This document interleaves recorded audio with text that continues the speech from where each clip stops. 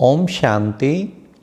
सुनते हैं आज 19 सितंबर 19 सितंबर 20 की मुरली का विचार सागर मंथन।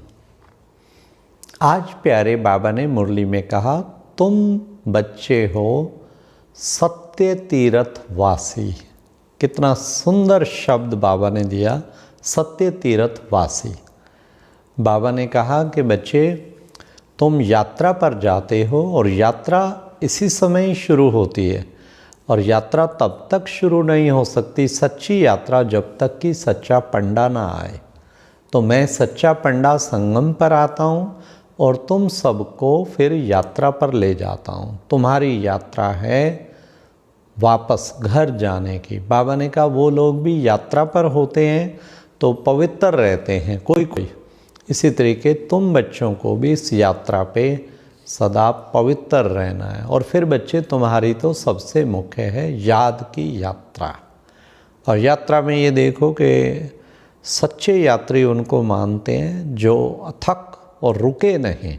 तो हमारी भी याद की यात्रा ये रुके नहीं, चलती रहे, तब समझो हम सच्चे यात्रु हैं, रूहानी यात्रु हैं। देखें मैं रुक तो नहीं गया हूँ। बाबा की याद छोड़ देना किसी भी कर्म करते हुए, इसका मतलब यात्रा रुक गई है। कर्म करते हुए बाबा की याद साथ साथ बनी रहे तो फिर तो यात्रा चल रही है। भले चलो ज्वालामुखी याद ना हो कर्म करते हुए, लेकिन सहज सहज याद तो हो कि बाबा का काम कर रहा हूँ, बाबा करा रहे हैं, बाबा मेरे साथ हैं। याद जरूर रहनी चाहिए बीच बीच में बाबा की। तो यात्रा माना कि चालू है। फिर प्यारे बाबा ने आज मुरली में कहा कि बच्चे ब्राह्मणों की माला जो है वो बन नहीं सकती। क्यों? क्योंकि कहीं पूछते हैं कि भाई कि क्या तुम्हारे सारे भी के भाई बहने पवित्र हैं? अरे बच्चे तुम्हारा इनसे पेट भरेगा क्या? हो सकता है कुछ ब्राह्मण पर पवित्र बनने का पुरुषार्थ कर रहे हों, ऊपर नीचे कोई होते रहते हैं। हाँ ये तो है, मेजॉरिटी पवित्र होते हैं, लेकिन बाबा कहते फिर भी ऊपर नीचे होते रहते हैं कोई। इसलिए माला भी नहीं बन सकती, माला नहीं बन सकती क्योंकि किसी का भी नंबर फिक्स नहीं है। बाबा ने कहा जो टॉप में आगे थे वो पीछे हो गए और पीछे वाले कोई आगे चले गए। अंत तक बच्चे खेल चलता रहना है। केवल मम्मा बाबा के सिवाय बाबा ने कहा कोई भी कुर्सी डिक्लेयर नहीं हुई है। कभी भी बाबा ने ये नहीं कहा कि थर्ड नंबर ये है, ये डिक्लेरेशन अभी तक नहीं किए। तो अंत में सीटी बजनी है और सब अपनी अपनी चेयर लेके बैठ जाएंगे। तो उसी के लिए सब पुरुषार्थ कर रहे हैं। बाबा ने कहा माला अभी बच्चे बन नहीं सकती ब्राह्मणों की। फिर बाबा ने कहा कईयों को आदत इतनी ऐसी पड़ी हुई है। कोई को शराब पीने की आदत पड़ी हुई है तो कोई को बीड़ी की आदत पड़ी हुई है। आदत जो श्रीमत प्रमाण नहीं है वो उन आदतों को ख़त्म करना। बाबा ने कहा छिपाते हैं, बाप से भी छिपा लेते हैं क्योंकि आबरू ना चली जाए ना, इसलिए। तो छिपाना नहीं है, छिपाना माना बीमारी को बढ़ाना। तो आज की मुरली सुन के सच किसी में अगर कोई आदत है शराब पीने की, बीड़ी पीने की, सिगरेट पीने की, हुक्का पीने की, हुक्की पीने की, या कुछ और तंबाकू सेवन करने की, या प्याज लहसुन आदि खाने की, या बाजारी चीज़ों को खाने की, अपना सॉरी लिख के बाबा को और निमित्त अपनी बहन को सच लिख के आज बाबा ने कहा आज से मैं पवित्र अन्न और खाऊंगा और ये आदत सदा के लिए ख़त्म। स्वाहा, आज स्वाहा करें।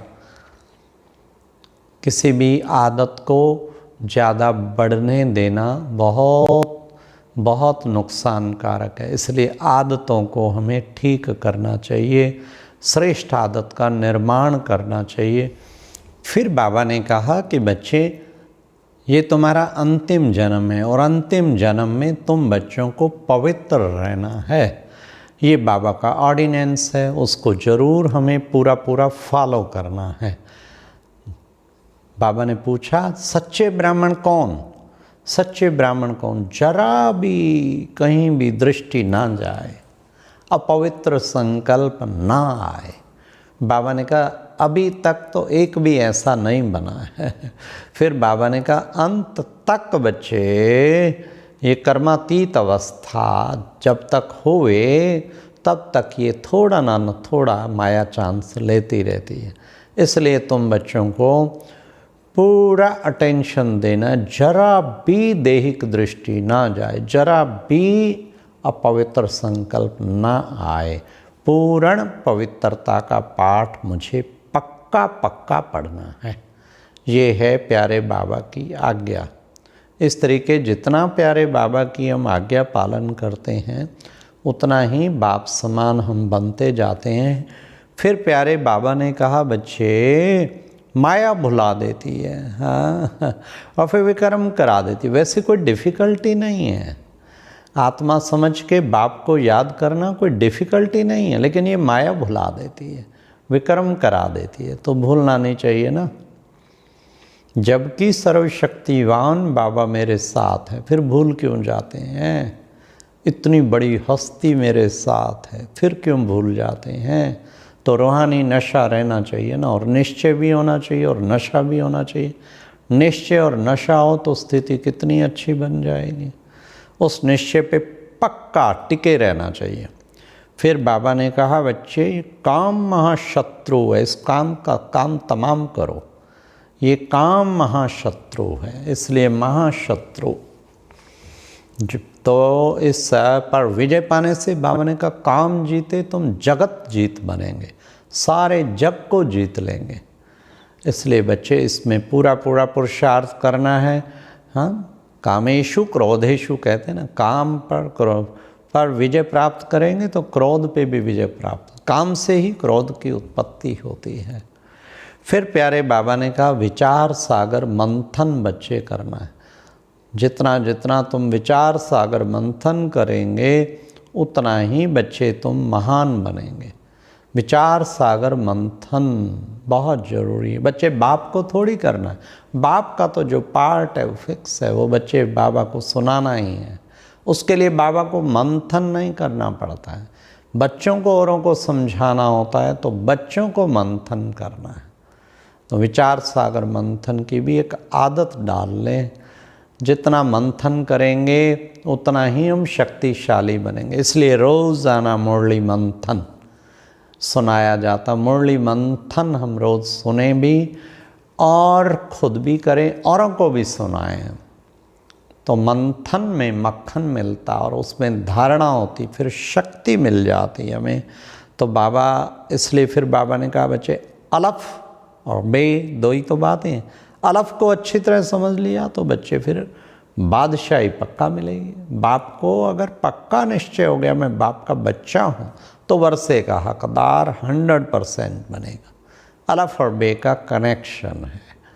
मैं आत्मा अल्लाह बाबा का बच्चा बना, ये है अलफ, और बे बादशाही फिर पक्की। फिर पक्की जितना बाबा का सपूत बच्चा, नंबर 1 बच्चा, उतनी नंबर 1 बादशाही बाबा की मिलेगी मिलेगी, उसे कोई रोक नहीं सकता। फिर बाबा ने कहा अच्छा बच्चे तुम विशेष जो है खास, बाबा ने कहा प्रवृत्ति में रहते। आज खास बाबा ने ये भी कहा दिल से पूछो मुझे कितनी याद रहती है। अपनी याद का चार्ट भी तो चेक करना है ना, कितनी याद रहती। तो बाबा ने वरदान में कहा प्रवृत्ति में रहते, परवृत्ति में रहने वाले निरंतर योगी भव। बाबा ने कहा निरंतर योगी बन जाएंगे अगर प्रवृत्ति में रहते, परवृत्ति में रहने वाले, परवृत्ति में रहने वाले। निरंतर योगी बनने का आधार है प्रवृत्ति में रहते, परवृत्ति में रहना। परवृत्ति अर्थात आत्मिक वृत्ति, आत्मिक रूप। जो आत्मिक रूप में स्थित रहता है सदा न्यारा बाप का प्यारा रहता है।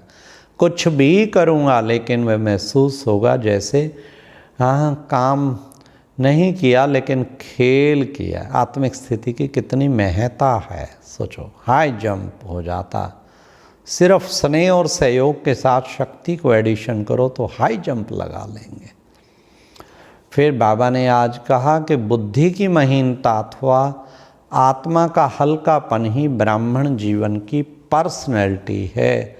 जितना हल्का रहेंगे उतना ब्राह्मण जीवन की पर्सनैलिटी, बुद्धि की महीनता और बाबा ने कहा आत्मा का हल्कापन, ये ब्राह्मण जीवन की पर्सनैलिटी। ये था आज का मुरली मंथन। अच्छा, ओम शांति।